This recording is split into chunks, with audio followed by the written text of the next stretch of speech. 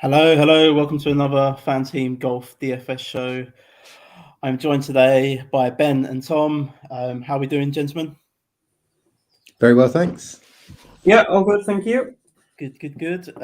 We are here today very early in the morning. We're going to be covering the WGC Matchplay and the WGC Matchplay Bracket Challenge League that we at FanTeam have set up for this week. So for anyone unfamiliar with the WGC Matchplay, it is 64 of the world's top golfers.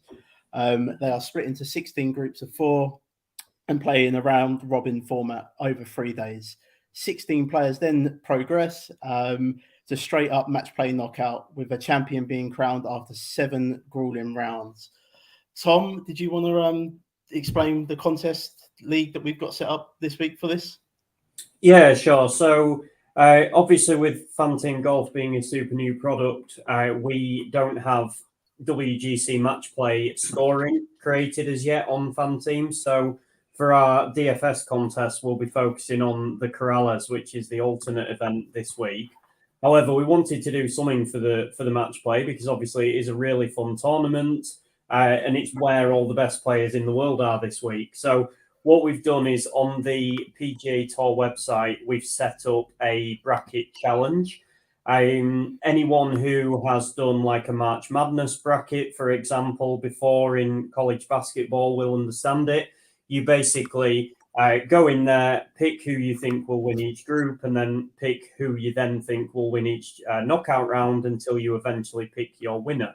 So it's a really simple bracket to fill out. It takes like 2 minutes on the PGA Tour site and up for grabs. So the top 50 finishers in our bracket challenge, every single one of you will get a ticket to our 20K Masters Monster DFS contest that will obviously run at the Masters in just over 2 weeks now. So yeah, completely free to enter. As I say, 2 minutes to fill your bracket out, and you could win a shot at 20K in our Masters contest in a couple of weeks. So yeah, definitely worth doing. So we thought we'd just do this quick pod or video to help people out with filling their brackets if needed. Definitely. And this contest is played on the Austin Country Club over in Texas. It's a par 71 and it's 7,108 yards long. The grass is Bermuda as well, which is a bit unusual for Texas, but we've got Bermuda grass again this week. Not the longest, of courses, gentlemen. No, I think it's one of those where virtually anyone can win, isn't it? You know, we've seen that in the past with the match play. You've had people like I think we had a Ram DJ final one year, which obviously would say you need to hit it a long way. But then we've had Kisner and Horschel in recent years win this. So I think it's one of those where literally virtually any player in the field can win it. I also think just in match play, that's more of the case as well, because you've got to hole it out, you've got to putt well, and that leads to you can't. I mean, there's a lot of good ball strikers in this that I've just kind of been put off with the team no putt, just because you've got to putt it, unless like someone like Salatorius, unless they're going to give him his 6-foot gimmies, it's going to be tough for him to hole out. Yeah, it's hard to beat me by the end of the round if I was playing him, because he'd be holing out everything. Yeah, I wouldn't be giving him much. It's hard to judge what stats are relevant really for a tournament like this. I've just been personally looking at strokes gained tee to green, because you just kind of need everything when you're playing match play. You need a good all-round game, and like you both mentioned there, Willie Zalatoris, not the hottest with his putter at the minute. John Ram actually struggling with the putter at the minute as well, but leads the field in strokes gained from tee to green. So it'd be interesting. I mean, if he can get hot with the putter this week, he could go very close to winning this. Let's take a look at the group. So group 1, we've got John Ram, Patrick Reed, Cameron Young, and Sebastian Munoz in that group there. I mean, John Ram's the standout, but Patrick Reed's a fantastic match play player. I mean, we've seen it in the Ryder Cup before, shushing the crowd, and he's a fantastic match play player anyway. Yeah, I just feel like he's just not playing well enough. But he is certainly capable of just turning it on for this event. It's a lot about personality as well, and he's just a tough competitor. But I really like Cam Young in this. If you go the last 16 rounds, he's actually playing better than John Rahm. I think he's 10th in the field. I think Rahm is down somewhere in 22nd. I think I've got written down here. That's mostly because Rahm's not been able to chip a putt, which he should normally be able to do, but he's just not able to at the moment. But yeah, Cam Young's just been playing amazingly, really consistent. It's just probably down to experience whether he can do it or not. But yeah, he's my pick out of this four, just because I've decided to go a little bit different. Yeah. Any thoughts on the four, Tom? Yeah, so probably fairly similar for me. I think I've ruled Patrick Reed out, although he is a great match play competitor. He doesn't have the best record at this tournament specifically. I think it's been more in the Ryder Cup. We've seen that match play pedigree. And since he switched to PXG, he's just been atrocious with his irons, with his driver, week to week. So I've got rid of Reed. I think Munoz is kind of probably a little bit of a sneaky danger in this group, but I've taken him out just based on his debut performance in this. I think it was last year. He lost all 3 games, so couldn't quite prioritize him. So yeah, for me, it's between Rahm and Cam Young. Obviously, Rahm has the experience. Young has the recent form and is an absolute birdie machine. I've gone John Rahm. Some of my brackets are a bit boring. I have just given John Rahm the edge, but if I was playing DFS here, I'd definitely be taking a slice of both of them too. How about you? Definitely. No, definitely. I agree with you both. I've got interest in Cameron Young, but I mean, I can't not see John Rahm winning that group there. So it's John Rahm for me. But like you say, I would certainly have some exposure to Cameron Young through DFS this week. I'm ruling Patrick Reed out, despite him being a very good match play player. Let's move on to Group 2. So we've got Colin Morikawa, Jason Kokrak, Sergio Garcia, and Robert McIntyre. We haven't seen much of Robert McIntyre this year, but been playing out there on the DPP tour. Colin Morikawa's got to be favourite for this group, hasn't he? Yeah, for sure, it'd be favourite, but he was pretty disappointing last week. His iron game, obviously, he's well known for being the best iron player in the world, but it's just not been quite as good lately. It's just he seems like he's going through a little bit of a mediocre patch by his standards. It's still pretty good, so I worry about him a little bit. Garcia is probably the guy with the experience and the good record. He's known for being a really good match play player, and I could see him having a good chance. But I've gone for Kokrak, and I can't really find a great reason other than I think his game suited to this. He also didn't play well last week, and missed the cut quite badly. But I just think he could throw in a surprise here. With his game, he can putt really well. Morikawa struggles with putting, and Garcia is just capable of just not playing well at all. So yeah, I've gone for Kokrak. Strange choice, but I've gone for it. Interesting. I've gone for Morikawa. I think Robert McIntyre probably does have a bit of a shot being left-handed. It seems that left-handers have done pretty well at this course. Obviously, Bubba has won it before. I think Brian Harmon has also had some success here, who we'll talk about later on. Sergio does have kind of the course form and the match play history. I just don't think he's playing very well currently. And Kokrak, I didn't think suited it very well. There does seem to be a lot of rumours about Kokrak at the moment, and potentially he's one of the guys who are looking at this Live Golf Saudi League, whatever you want to call it. So how kind of on it his mind is and whether any of that's true, I don't know. But it's funny, this tournament, isn't it? You have to kind of find reasons to rule people out so that you nail down a pick. And yeah, Morikawa for me, despite his recent form, if you look at his proximity in terms of like the wedge ranges, which is where you take most of your approaches from on this course, he's 7th in the field from 100 to 125, 2nd in the field from 125 to 150 over the last 50 rounds. So I just couldn't ignore that. It's not a super confident pick, but I do think he's favourite here. Interesting with Sergio. Over the last 24 rounds, he's ranked 59th in this field with strokes gained on the approach, and That's kind of where he makes his money, really, which is that's a bit disappointing to see. But I'm in full agreement with you both with Morikawa in that group. Let's move on to Group 3. We've got Victor Hovland, Will Zalatoris, Cameron Tringale, and Sepp Straka. I was a bit disappointed with Victor Hovland last week. I know he made the cut, but I expected better last week. He's been playing a lot. I don't know if it's a little bit of burnout. But yeah, I don't know. I think I still fancy him for this group. But I think if you actually look at form, I think Sepp Straka's been really good. He's capable of an upset in this. And Tringale's just been terrible off the tee. Just doesn't look quite right. Will Salatorius has the game, but I just really, really, really worry about his putting. It seems to be getting worse. It's almost like a little tick now.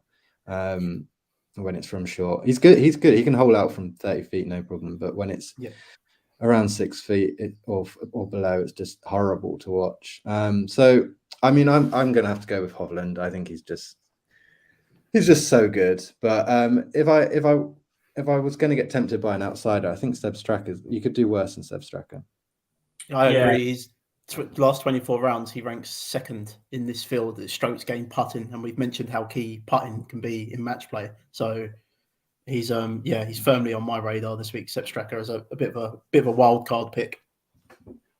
Yeah, I thought this group was fairly straightforward. Straka, you're right, he had the win recently. He's been putting the lights out, but his form since that win hasn't been brilliant, and obviously we've got no match play pedigree, so I can see it as an outsider. I'd definitely take him over Tringale.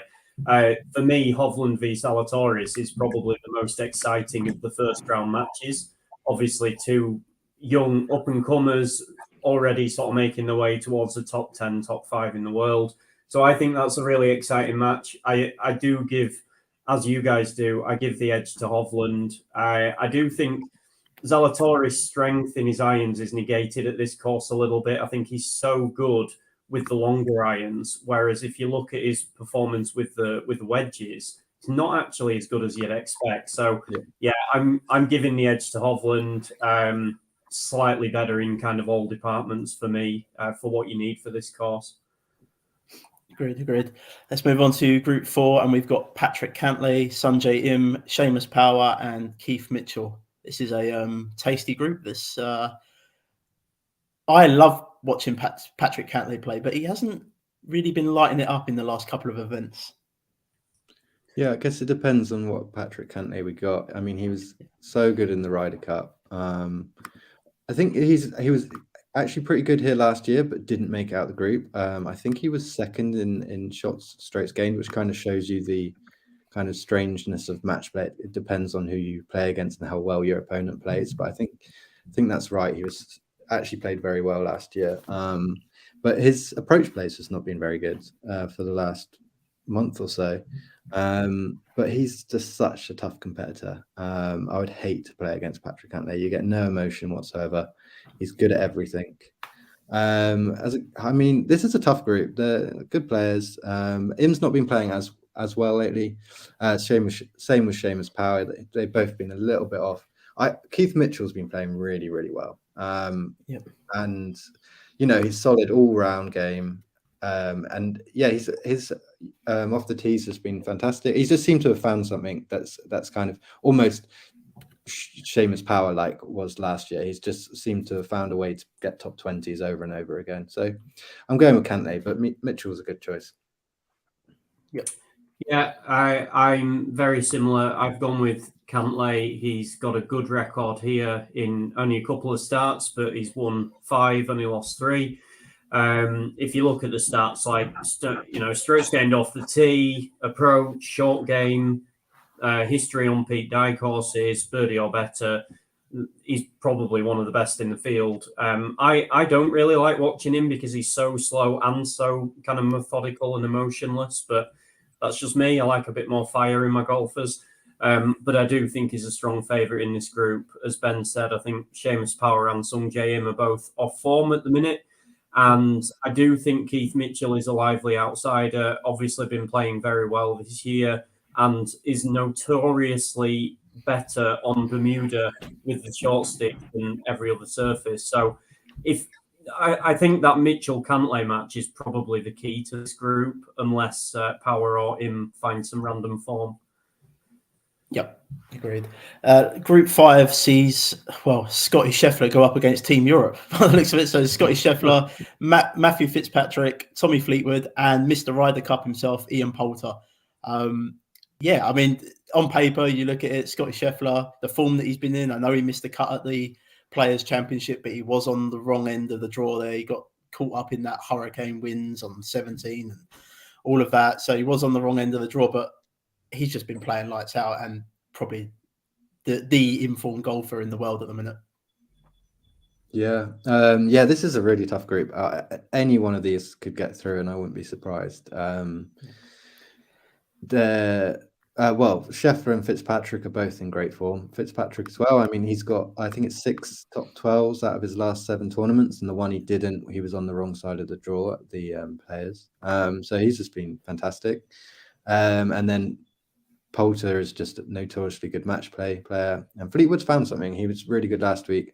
The week before he did well as well, but it was more his putting and his pitching. But his approach was actually quite good last week as well. So he's a threat as well. But I think he's such a good player, but also potentially such a good match play player. Did well in the Ryder Cup as well. Did well here last year. So I don't know. I think, it's got to be Scheffler for me. Yeah, this group is a bit of a nightmare, isn't it? Because Scheffler is my favourite to win the whole thing, but then you've got 3 Brits there who are notoriously scrappy. You know, he's not going to have a 6-5 win there, is he? He's not going to get someone who gives up. He's going to have 3 really difficult matches. There's some terrifying stats like Ian Poulter's match play win percentage, 66% across 66 matches. I mean, that's just insane. Yeah. Fleetwood obviously is now back on form, loves Pete Dytrax. Fitzpatrick is he seems to have taken his game to a new level in the last year. So yeah, I think it's a really scary group for Scheffler, but I have to pick him because I think he'll get at least 2 wins out of those 3 just by force of nature. Just how much better a player he is today than those other 3. But yeah, it's a scary proposition for him. I can't imagine he was cheering the draw. No, and he's also in the same quarter as Cantlay as well. So it's like whoever, or it's a tough quarter as well. So yeah, he would have been one of my favorites, but it's just he's got a really tough quarter there. I cannot wait to watch that matchup versus Ian Poulter. That is going to be lights out. It's going to be brilliant to watch. Group 6, we see Justin Thomas, Kevin Kisner, Mark Leishman, and Luke List. Luke List, if you look at the stats, will be right at the top from tee to green, but it's when he gets on that putting surface, and he seems to have gone back to last year's Luke List when just missing putts. And I know he had the win earlier on in the year, but I would find him very hard to back out of this group. It's got to be JT, right? I think so. Yeah. Oh well. Yeah. I think List. I just can't see it. If you to win this whole thing, you've got to win 7 rounds. And can you see him putting well enough over 7 rounds? Not at all. His putting's actually just gone terrible again lately. Since his win. I do like Kisner. I mean, it's a hard one, right? He's all about kind of putting and pitching, but he's an incredible putter. But then Justin Thomas can do that as well, and he can do the rest of it. So I think Kisner's got an incredible record down here. I can't remember what it is. I think it's 16 wins and 16 wins and 6 losses, which is the best of anyone. And I think Justin Thomas's actually isn't that impressive. 8 wins, 8 wins, 10 losses. I mean that's okay, but it's just If you just looked at that and didn't look at anything else, you'd say Kisner is the favorite, but Justin Thomas is obviously playing incredibly well. He just can't get that win, but he's very fresh. Like he might be a bit fatigued from last week. So, I mean, I've actually gone for Kisner, but the sensible choice is probably Justin Thomas. Yeah, I'm very much echoing you here, Ben. I've also gone for Kisner. I think the thing with Kisner, obviously, he's got this fantastic record here. He's obviously, he's a real character, isn't he? He's a bit of a little scrappy bulldog and really suits match play. I think the interesting thing with him is, like, even the year when he won the match play, he came into it with very little form. Whereas this year, the last few events, he's been really solid. I mean, it is all kind of pitch and putting, but he's had some really good results. So I kind of fancy him a little bit more this year even than in previous years. I do think obviously Justin Thomas is the danger. On paper, he's probably suited to this course as well, if not better than anyone else. But yeah, it's just Kisner for me. I have heard quite a bit of chatter about Leishman, but I don't like the way he's playing. And yeah, Luke List, poor record here. And just, that putting stroke when you're over 6 footers to half a hole, I imagine he's no better than I am in that scenario. So yeah, Kisner for me, but JT definitely a big danger there. I actually heard someone call JT the new Tiger Woods last week, so I'm not too sure how much I agree with that, but that's what I heard. So yeah, definitely. So we move on to Group 7, and we've got, this is where I'm going to butcher a name. Nick's in the stream. I can see him there, so he's going to laugh at me. Xander Schauffele, Tony Finau, Lucas Herbert, and Takumi Kanaya. There we go. That's good. It's Team Schauffele here. I think he's been handed quite a nice little draw here. Tony Finau's not been playing very well, has he? And yeah, it's got to be Xander Schauffele for me out of this group. Yeah, he's been handed on paper an easy draw. He's a funny one. I mean, he's so consistent. His floor is like really high, but he struggles to win tournaments because he I don't know. Yeah, he's just Mr. Consistent, I guess. So he's not someone I'd pick to win the whole thing. I just don't know if he's got the game to kind of peak for 7 matches, but he can if the draw treats him nicely, and it definitely has with this group. Struggle to make an argument for anyone else. I mean, maybe Lucas Herbert is capable or something, but it's kind of, that would just be, if you're just hoping for an upset, really. I can't find it a case for anyone else, really. Yeah, I'm very much on board with it. Team Xander. I do think Finau is a slight danger because I don't quite think he's been playing as bad as what everyone thinks. If you look at his strokes gained approach, it's not that bad. His driver has been a bit wonky. Lucas Herbert never knows which planet his drives are going to land on, so I've no interest there at all. And obviously, Kanaya, you could argue is a step below in class the rest of these guys. So yeah, it's Xander for me. I actually have Xander going all the way to the final. So yeah, I'm agreed. Nice. So we move on to Group 8, and we've got Dustin Johnson, Max Homa, Matthew Wolff, and Mackenzie Hughes. A interesting group with some big bombers in it, with Dustin Johnson and Matthew Wolff especially. Matthew Wolff been massively off form though, and it's between Dustin and Max Homa for me out of this group.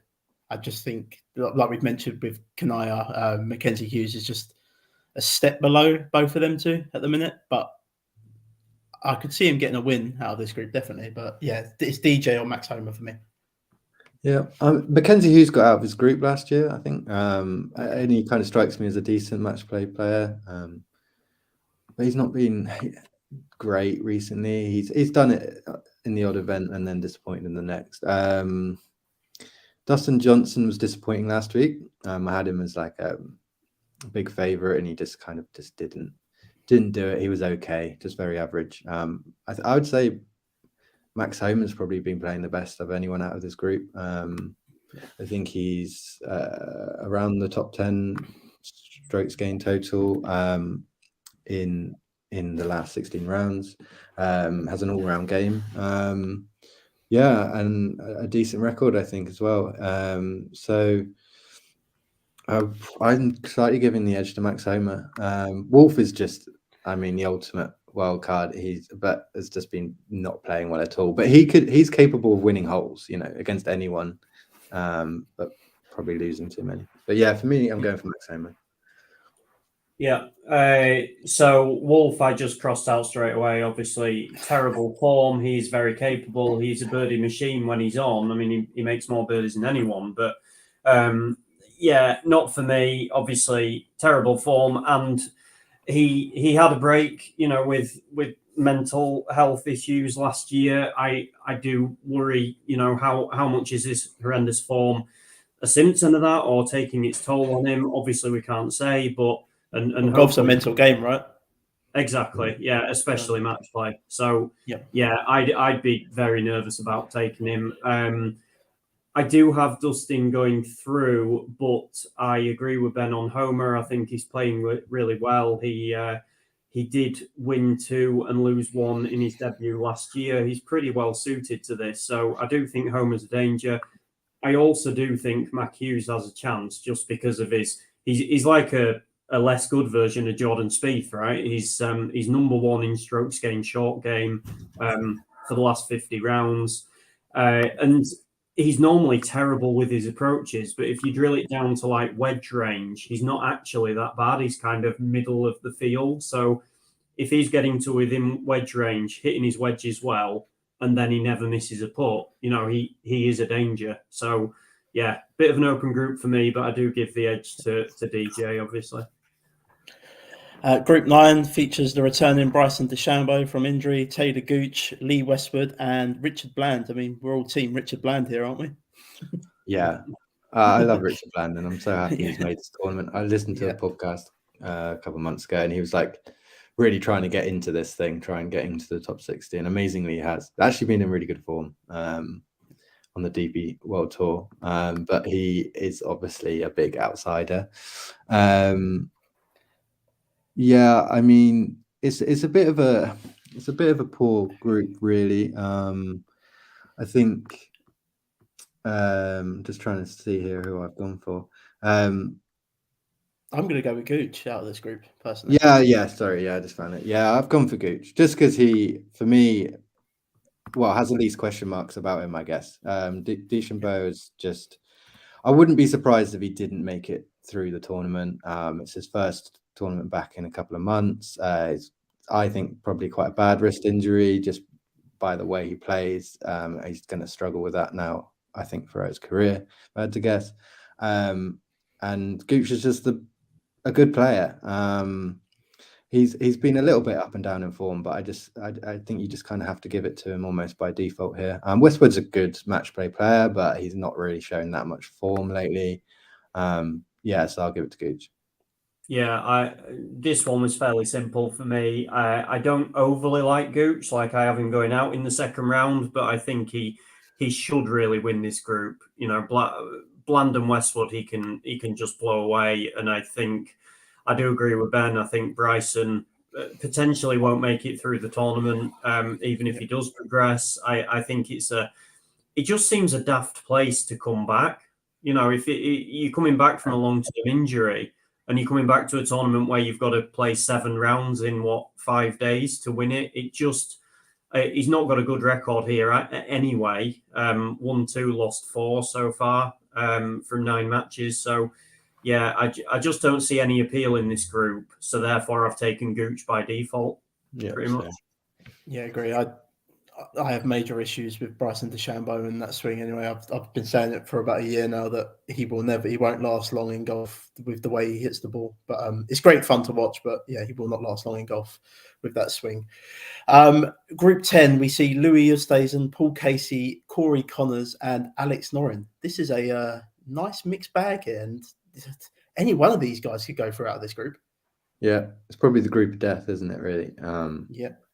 I think, you got 2 brilliant kind of ball striking players, and then Oosthuizen and Noren are just really good match play players and good players. And it's probably Alex Noren who's probably the favourite in a really strange way. He's just been playing the best, has an incredible record around here.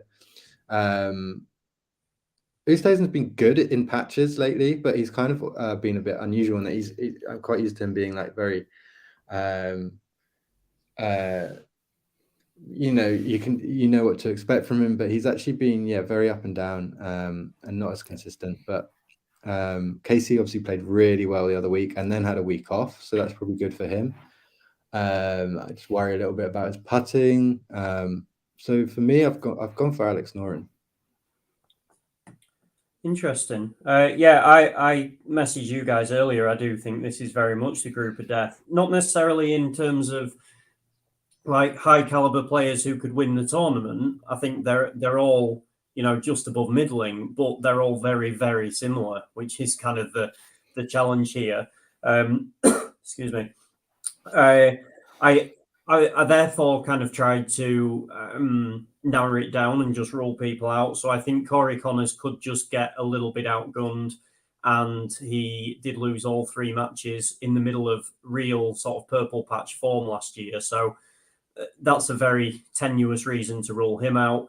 The reason for ruling Louis out is even more tenuous. I just wonder and worry that Louis has played 2 weeks in a row. He played at the Players, then at the Valspar. Then obviously this tournament is a super grind, and it's starting only 3 days after the Valspar.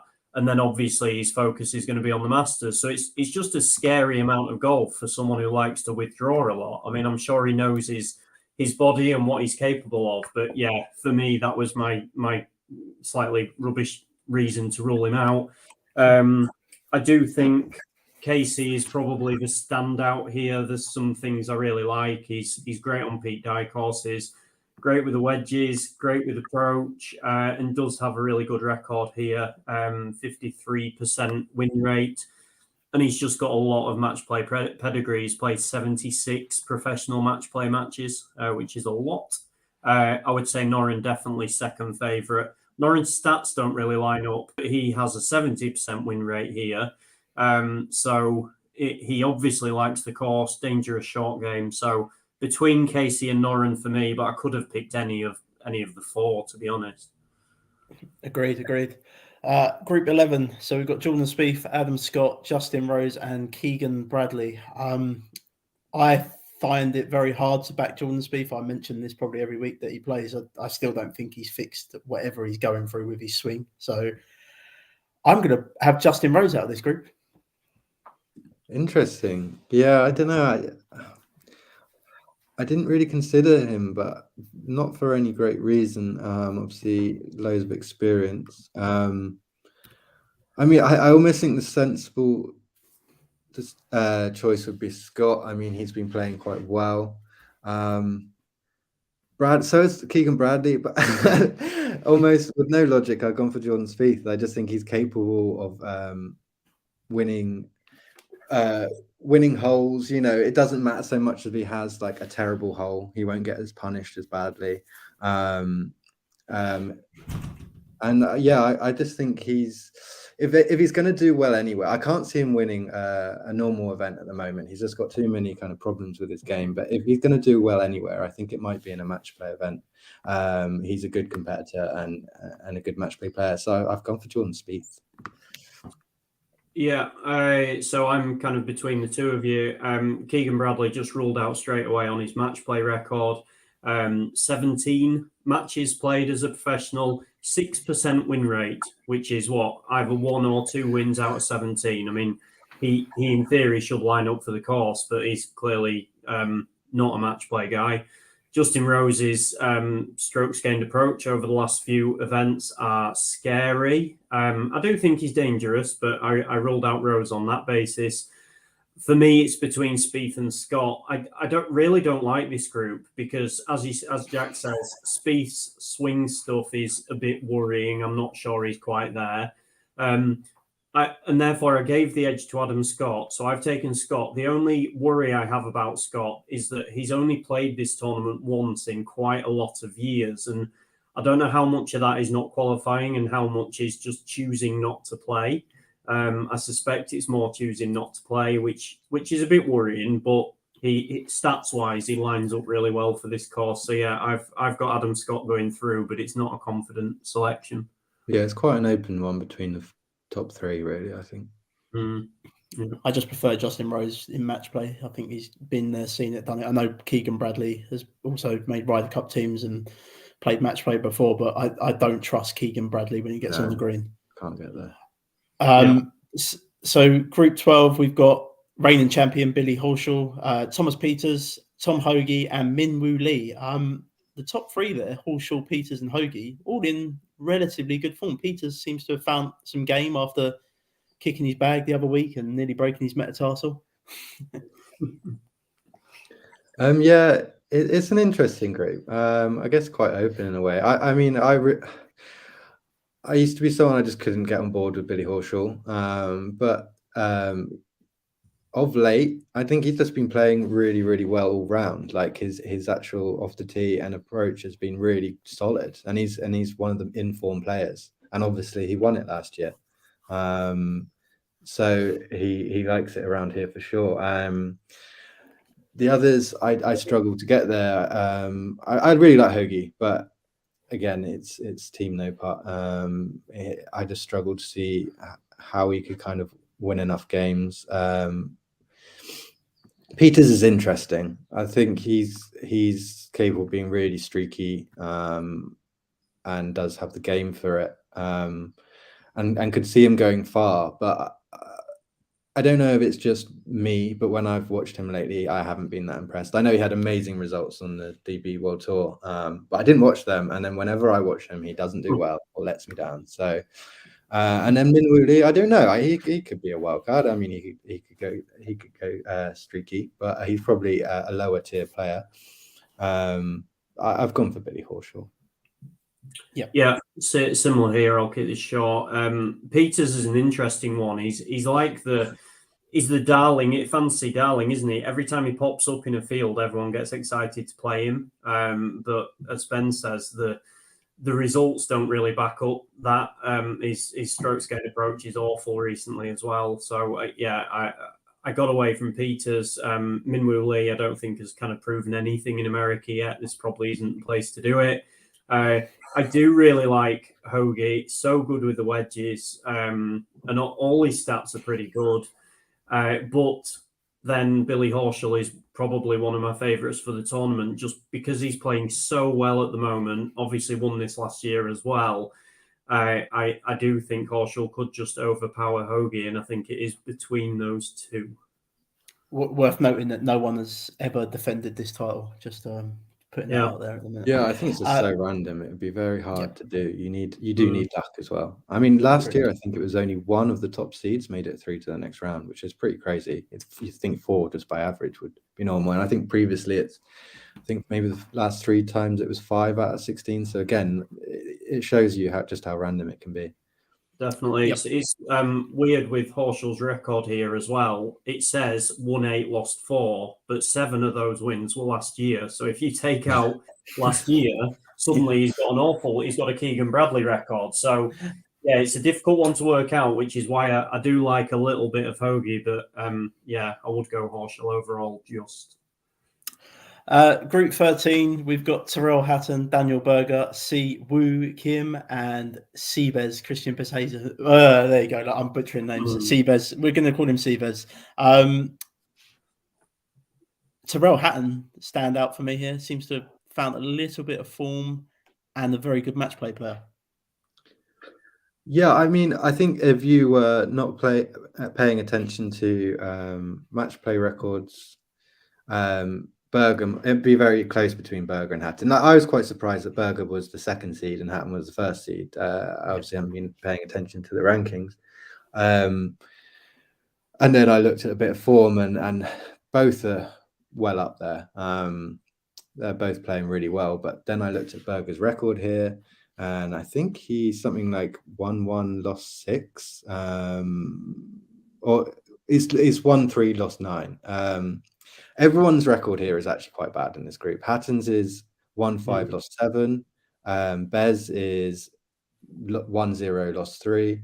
And I think Kim is 1-3, lost 8. So they don't love it here. Or not previous anyway. Siwoo Kim really likes beat die courses and is so streaky. He's such an aggressive player. He's capable of doing something. But yeah, I think Hatton's just been playing really well and does strike me as a good match play player. So yeah, I've gone for him. Yeah, I've gone for Hatton as well, but I would not be surprised to see any of these players win this group. Obviously, Seabez has the magic short game and magic wedges. Berger is probably the highest caliber player in this group, but has an awful match play record. And my other worry with Berger is obviously he did have that injury that he came back from a few weeks ago. He's looked fine since, but again, it's a lot of golf potentially. And if it's a course where he's struggled before, that's not a great combo.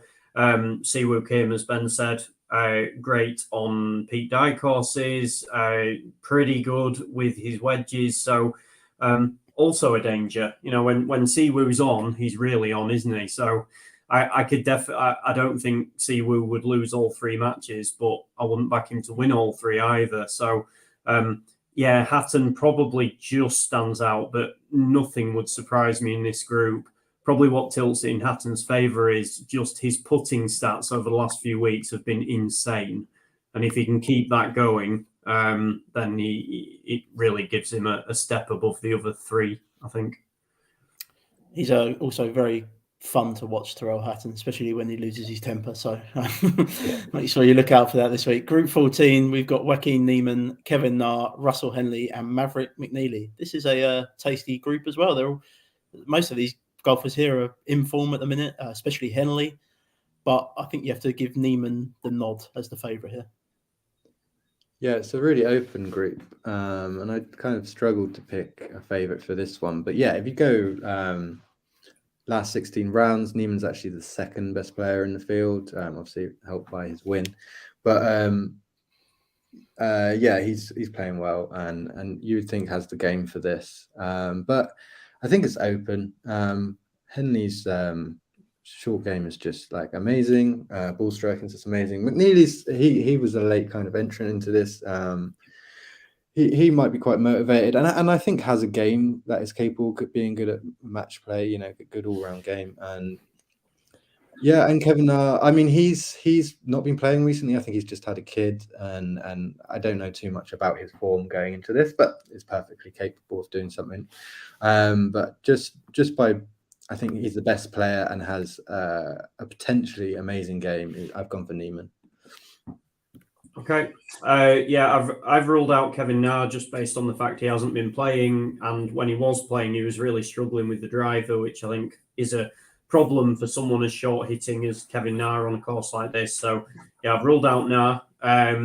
McNeely, I do think is interesting. Obviously, he's the late ad and doesn't have any pro match play experience, but if you look across his stats, he's kind of just in the top half for virtually everything that matters here other than Pete Dye history. So I do think McNeely is dangerous, can get on a good birdie run as well. Niemann is definitely kind of the standout class player here. My worry is slightly with him is his wedges just aren't that great. He's around like 46th, 47th in the field over the last 50 rounds. And therefore, I have gone with Russell Henley. When he gets the putter hot, it's really hot. And wedges and approaches in general, he's a world-class player. So I've given the edge to Henley, but I'd give a nod to Niemann and McNeely. Group 15, Abraham Hansa, Webb Simpson, Brian Harmon, and Bubba Watson. This is another tasty group here. I mean, I know we've got 64 of the world's best players in the world here, but a tasty group. And I think I'm going to side with Webb Simpson just based on what I saw last week. He looked back to his better form. Bubba Watson also a very, very good match play player. If you've seen him at the Ryder Cup before, he gets the crowd animated. So I wouldn't be surprised to see him progress out of it either, out of this group. Yeah, it's an interesting, yet really open group. I think I don't think there's much to choose between any of them in this kind of scenario. Answer's probably not playing as well as his ranking. He's playing okay, but he's just not been as good as he was at times last year.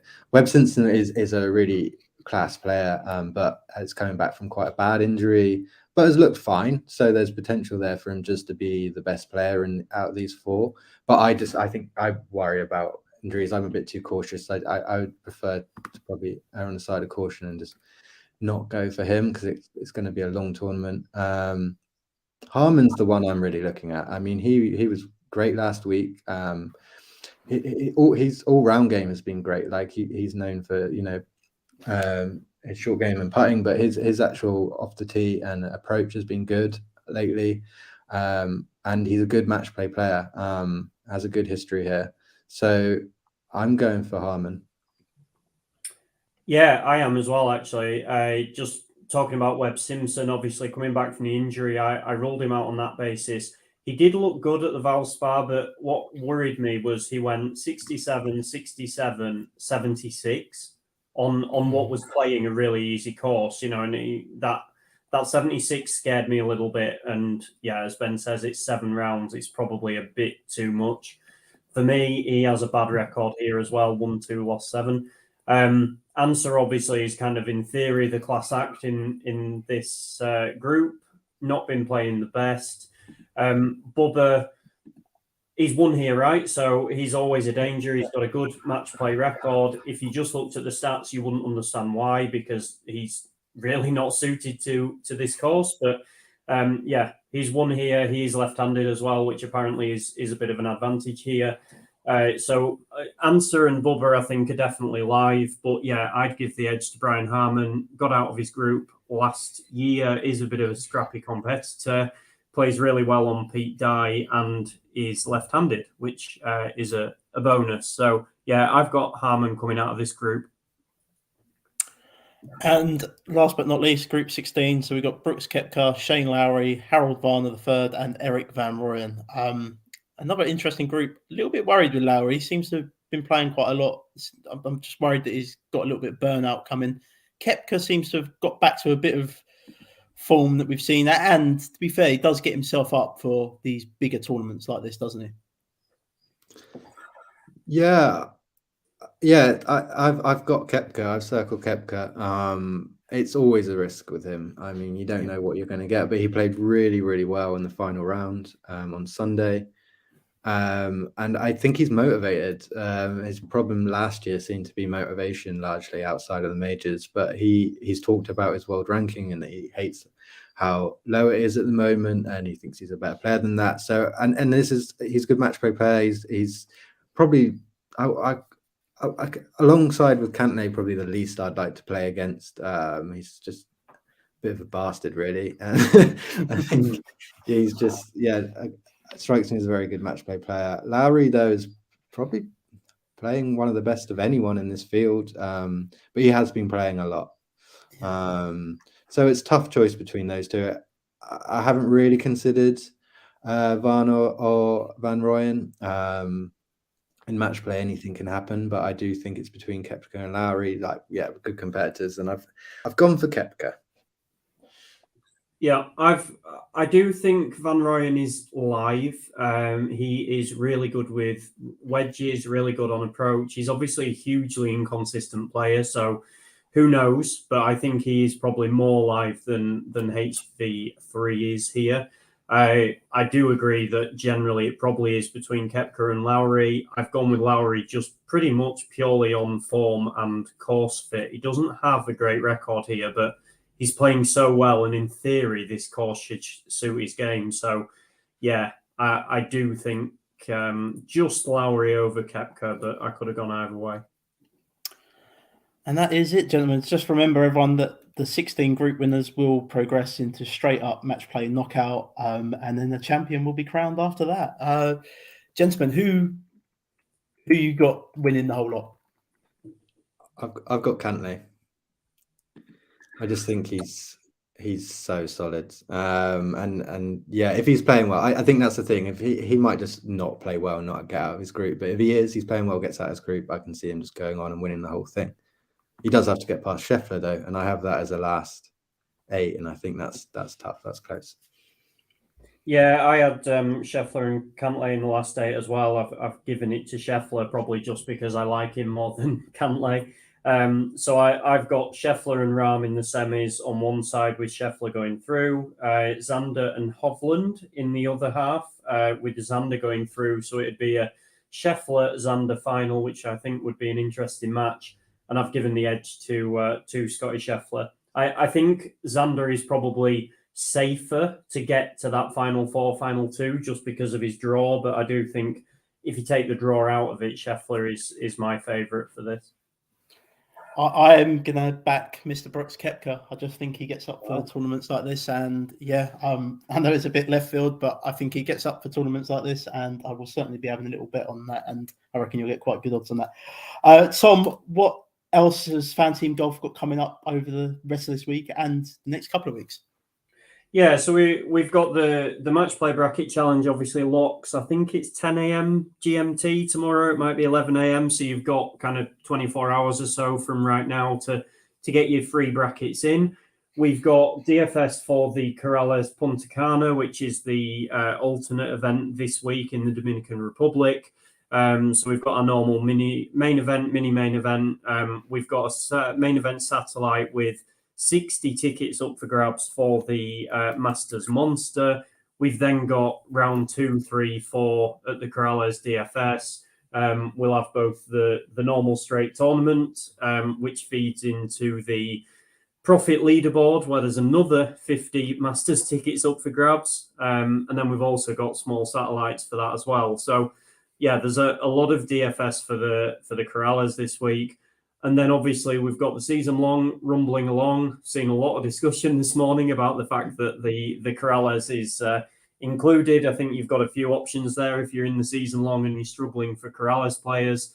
Either just accept it and stick with what you've got. You can use your transfer, hopefully with a rolled one from the previous week. Or you've obviously got the wildcard option. So I would say on that, obviously season long, everyone's in the same boat. Pick a lane and go with it. And then in 2 weeks' time, we've got the huge Masters Monster at Augusta. So €20 entry and a 20k prize pool. So obviously the biggest DFS golf contest we've done so far. Would be great to see that supported as much as possible so that we can do it again for the majors in the future. It's kind of, I think this week is interesting because we've got 2 tournaments. We've got the bracket, which is something different, but then it's pretty much all eyes on Augusta as soon as this is over, right? We've got the Valero Texas Open next week, which will give us some DFS fun. And it will be a decent field with everyone trying to get into the Masters. But then, yeah, full laser focus on the Masters itself. I can't wait this year. I think it's so open. Agreed. With the season long, everyone, just head to the FanTeam blog. There is a tracker up there. It has got the Corrales field all updated in there. It's got 20 starters that are coming for the event next week at the Valero, and it's got all the confirmed players that are playing at this year's Masters. There's still a couple more to add to that, which we'll get in the coming weeks, but there's at least 50 in that bracket already. So you can start planning 3 weeks ahead now with that. The WGC Matchplay Bracket Challenge League link will be in the description for the podcast. So just check that out and sign up, everyone. And gentlemen, thank you for joining me. And everyone else, thanks for listening. Cheers. Cheers, guys.